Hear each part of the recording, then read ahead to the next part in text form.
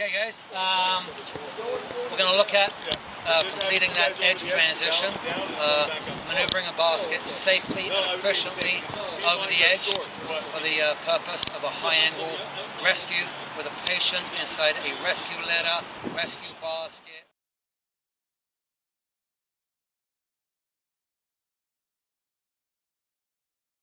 We've attached tether straps, if you will. So this is our short end, and the short ends are going to go to the outside edge. And as we proceed through the evolution, you'll understand why. You'll recognize that. Recognize that they are orange for the purpose of this evolution, and they are the short ends for the outside edge man.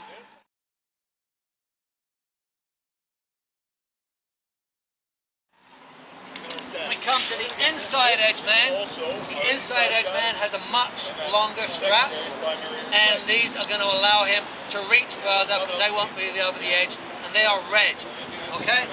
What you'll notice on these straps is there are knots. What we have without those knots and with the gloves on, we have a tendency to wrap our hand.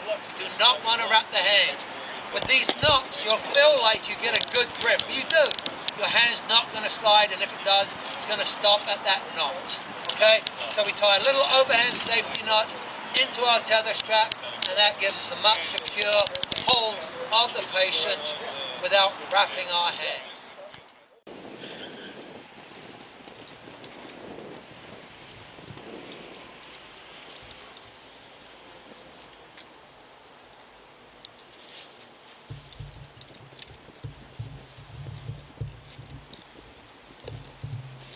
Our outside edge man will place an alpine butterfly knot on his lifeline approximately 3 to 4 feet over the edge of the wall.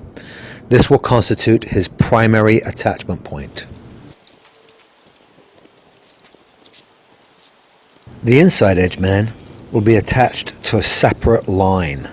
He will be using a travel restraint. This same line will also constitute the secondary or belay line for the outside edge man, giving him 2 points of attachment. The inside edge man's primary point of attachment will be his hands and feet. His travel restraint will constitute his belay. Look at the setup for inside edge man and outside edge man. When we look at Eric, Eric is set up to be our outside edge man.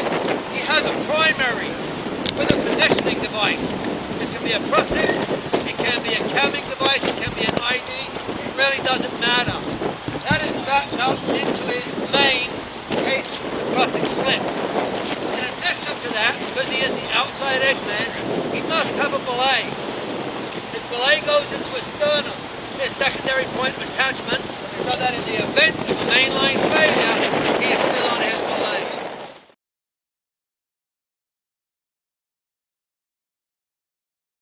As the inside edge man, your primary is your feet.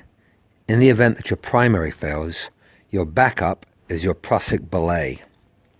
The Prosix belay, or the lifeline that the Prosix belay is attached to, is then hard tied and attached at the same point on your ventral connection on the front of your harness.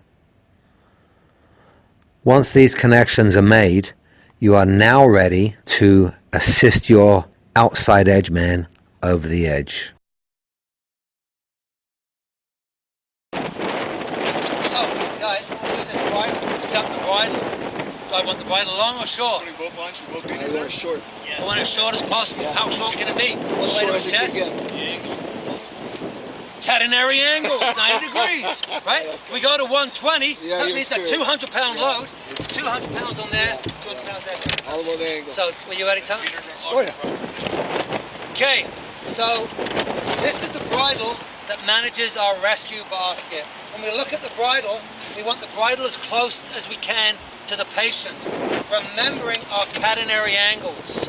Remember, if this is all the way to the chest and we're looking at an angle here of 120, patient weighs 200 pounds, that means we have 200 pounds there, there, there, and there on all the points. This is tubular steel. You can bend this stuff over your knee, so you don't want 200 pounds there.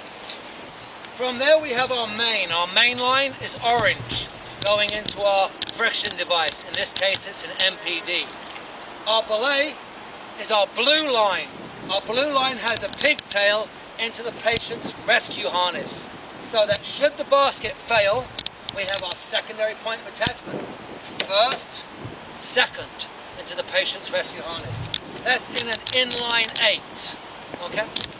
In this situation, we're actually going to be running a mirrored system through 2 MPDs. However, we will be referring to blue as belay, we will be referring to orange as main.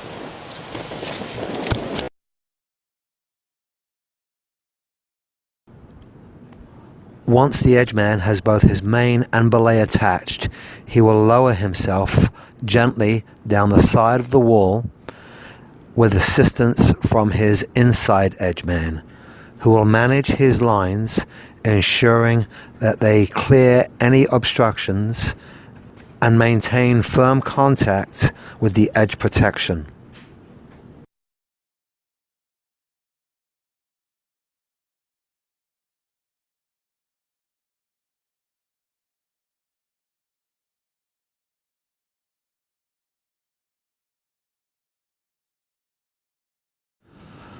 Once both edgemen are in place, they are ready to receive the basket.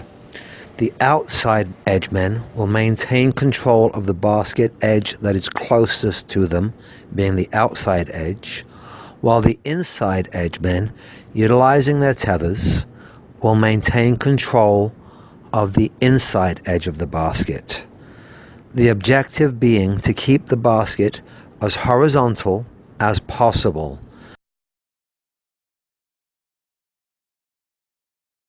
This will require good communications and a coordinated effort through all 4 edgemen.